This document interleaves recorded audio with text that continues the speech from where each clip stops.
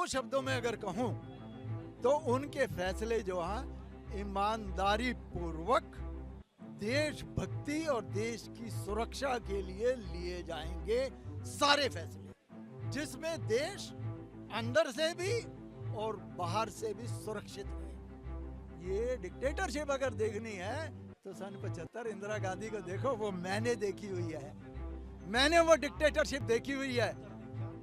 हाँ, तो इस तरह से ये बकवास करते हैं, ये झूठ बोलते हैं। नहीं बोल सकता। जो ये सबका साथ सबका विकास है ना, ये गलत है, ये गलत है। ये मोदी जी को नहीं करना चाहिए, मोदी जी को करना चाहिए जो मेरा साथ दे रहा है उसका विकास। सबका साथ सबका विकास नहीं। मोदी जी, हम कमा रहे हैं ना, हमको मोदी जी खाने देते हैं, मेहनत करते हैं, पसीना नीचे से ऊपर चुहाते हैं, लेकिन देश का जो नाम हो रहा है ना, आज तक हुआ था। मनमोहन सिंह विदेश जाते थे, आपको पता चलता था कब विदेश गए कब आए? किसी विदेश मंत्री ने, प्रधानमंत्री ने, राष्ट्रपति ने पैर छुआ है किसी का? आज तक नहीं छुआ है। तो आपको खुद समझना चाहिए कि क्या वो कर रहे हैं। कभी मेरा नाम रवि मल्होत्रा और वास्तव में जनतंत्र का अर्थ क्या है? जनता द्वारा चलाया गया शासन। फिर उसके बाद संविधान का अर्थ क्या है? संविधान का अर्थ होता है सबके लिए बराबर कानून हो, सबके बराबर कानून होना चाहिए। फिर रिजर्वेशन क्यों है? क्यों है? दूसरी बात, अगर सबके लिए बराबर संविधान है, विधान एक है, तो फिर ये मुस्लिम लॉ बोर्ड और ये मुसलमानों के लिए अलग से कानून ये क्यों है? सब संविधान है ना, तो प्रजातंत्र नहीं है। ये जो कॉन्स्टिट्यूशन है, इसको दोबारा से रिव्यू किया जाना चाहिए। ये कहते हैं ना, बिल्कुल करना चाहिए। अगर 106 बार संविधान में संशोधन किए गए हैं तो इसका मतलब डिफेक्टिव है ये। अगर ये सही होता तो 106 संशोधन क्यों किए गए? नहीं होते ना। तो इसका मतलब इसको, इस संविधान की जो रचना की गई वो इस हिसाब से की गई कि नेहरू परिवार का प्रभुत्व बना रहे। नेहरू परिवार अभी राहुल गांधी संविधान लेकर घूम रहे हैं अभी कि हम संविधान बचाने के लिए साथ में विपक्ष के मजबूत बने हैं। क्या वो संविधान बचाने के लिए एक साथ आए हैं कि और कुछ लगता है? इन लोगों को शर्म आनी चाहिए।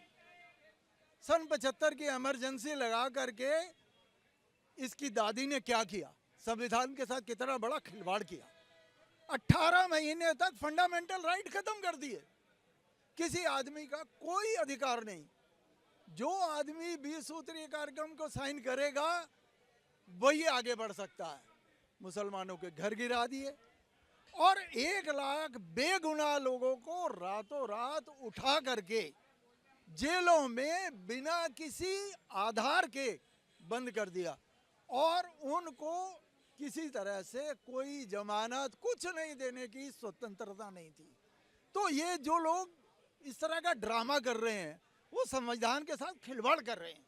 उनके परिवारों ने आज तक किया ही यही है, हमेशा संविधान के साथ खिलवाड़ किया है। और संविधान जो उसकी जो रचना की गई है वो अपने परिवार और कांग्रेस का नाम ये बढ़ाई रखने के लिए की गई है। आप ये बताओ कि ये तिरंगा जो बना, राष्ट्रीय ध्वज क्यों बना? ये कांग्रेस का झंडा था। ये लोगों को, और इसके ऊपर चरखा बना हुआ था, गोल सा निशान था। ये तिरंगा कांग्रेस पार्टी का निशान एक साजिश के तहत बना। राष्ट्रीय ध्वज जो बनाया गया एक साजिश से बनाया गया कि कांग्रेस से मिलता जुलता था। लोग गुमराह रहे, अनपढ़ लोग हैं, इस देश के लोग जो हैं वो इस चीज़ को समझ ना पाए। मैं यहाँ नहीं रहता हूँ, मैं वास्तव में कनाडा में रहता हूँ, परंतु इस देश से पीड़ा है। इस देश में जो लोग छल कर रहे हैं, ये परिवारों की दुकानें हैं। अपोजिशन पार्टी लालू जेल में, हरियाणा बेल वो है ना, जमानत पे है ना, चौटाला जेल में, ये जो अपना हेमंत सोरेन जेल में, छत्तीसगढ़ वाला जेल में, कि वो जो केसी वो जो है केजरीवाल जेल में, और वो जो आंध्रा की जो चीफ मिनिस्टर थी उसकी बहन जेल में, बेटी जेल में। तो ये जेल बेल, क्योंकि इनको लीड करने वाला कौन है? बेल वाले। नहीं, लेकिन एक आरोप लग रहा है ना कि सरकार बहुत डिक्टेटरशिप की तरह काम करे, उनके इशारे पर सब कुछ होता है। मतलब प्रधानमंत्री पर आरोप लगता है। कनॉट प्लेस में अंदर हो रहा है।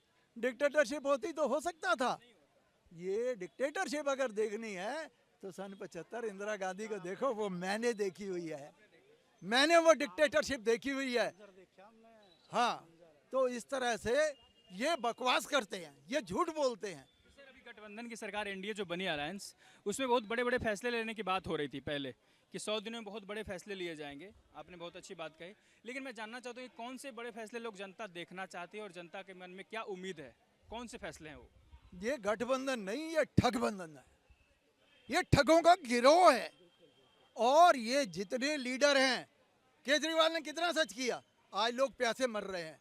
थोड़े दिनों के बाद, आप 1 हफ्ते 10 दिन के बाद देख ले, लोग सड़कों के पानी जमा होगा उससे मरेंगे, उससे परेशान हो जाएंगे। तो इन्होंने कुछ नहीं करना, सिर्फ लोगों की आंखें बंद करने के लिए पानी फ्री। कैसा पानी मिल रहा है सबको पता है, या मिल नहीं रहा, और जो मिल रहा है वो गंदा पानी मिल रहा है। बिजली फ्री। तो जो गरीब आदमी यहाँ पर किराए पर रह रहे हैं, उनकी बिजली फ्री है क्या? नहीं है। तो ये सब बकवासबाजी है, ये सिर्फ धोखेबाजी है, ये इलेक्शन के स्टंट हैं इनके, और ये लोगों को गुमराह करके सिर्फ वोट लेने की टेक्निक है। ले रहे हैं। नहीं, मैं मोदी जी की बात कर रहा हूँ। उन्होंने इंटरव्यू में बोला था कि बहुत बड़े बड़े फैसले लिए जाएंगे।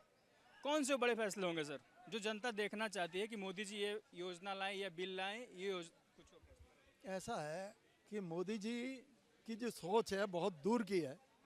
मैं 2 शब्दों में अगर कहूँ तो उनके फैसले जो हैं, ईमानदारी पूर्वक देशभक्ति और देश की सुरक्षा के लिए लिए जाएंगे सारे फैसले, जिसमें देश अंदर से भी और बाहर से भी सुरक्षित रहे, और देशभक्त जो हैं वो इस देश में आगे बढ़े। एक आरोप लगता है कि मोदी जी बहुत ज़्यादा हिंदू मुस्लिम वाली राजनीति करते हैं, और इस बार तो एक भी मुस्लिम कैबिनेट में मिनिस्टर को शामिल नहीं किया।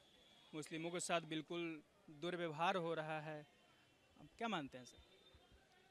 आज तक, अभी तक के पिछले 20 साल का रिकॉर्ड है कि 25 के लगभग मुस्लिम टोटल एमपीज आते हैं।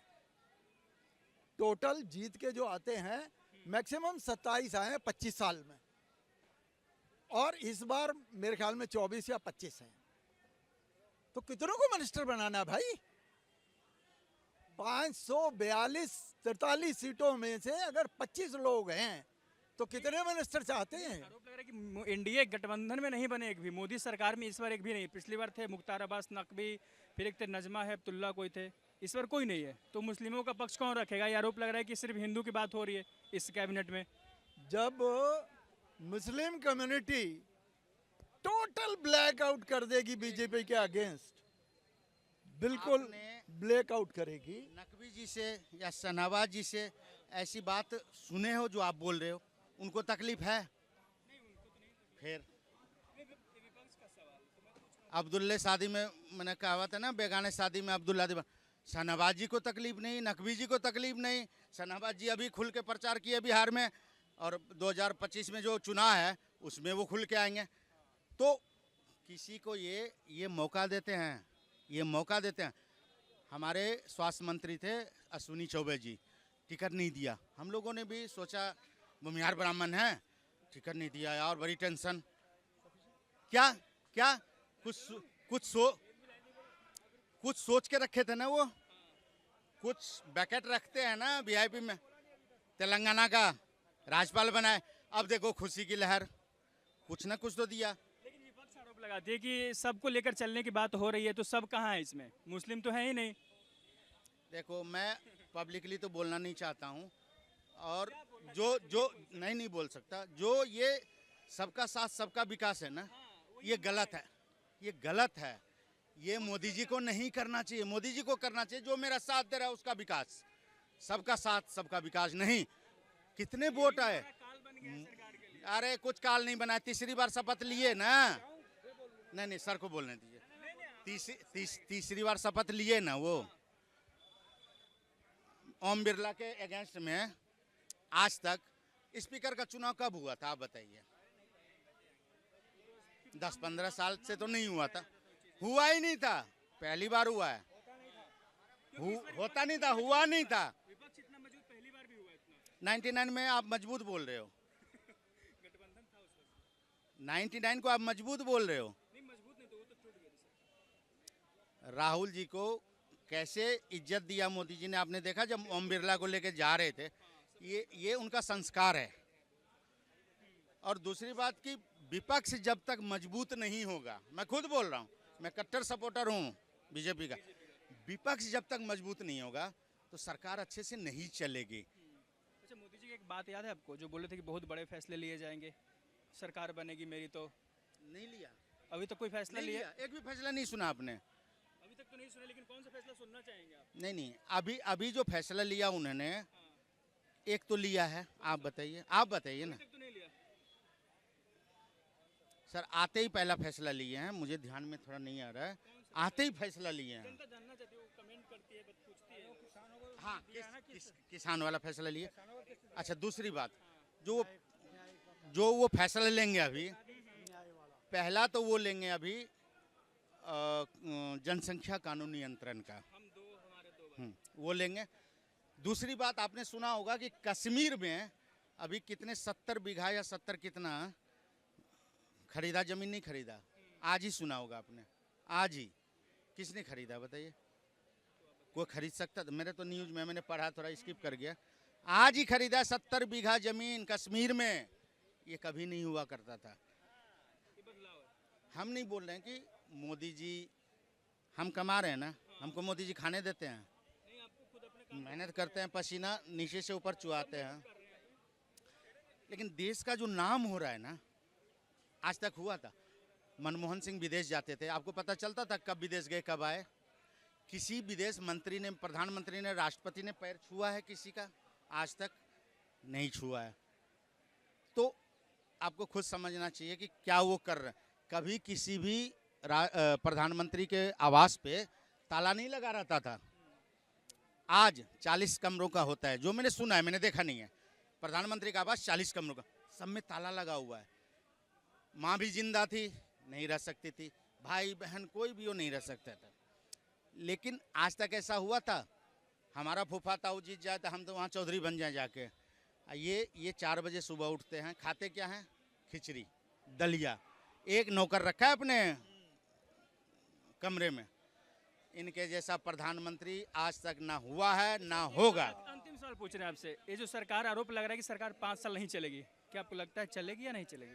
10 साल इस सरकार को, बीजेपी को हिलाने वाला माई का लाल पैदा नहीं हुआ है।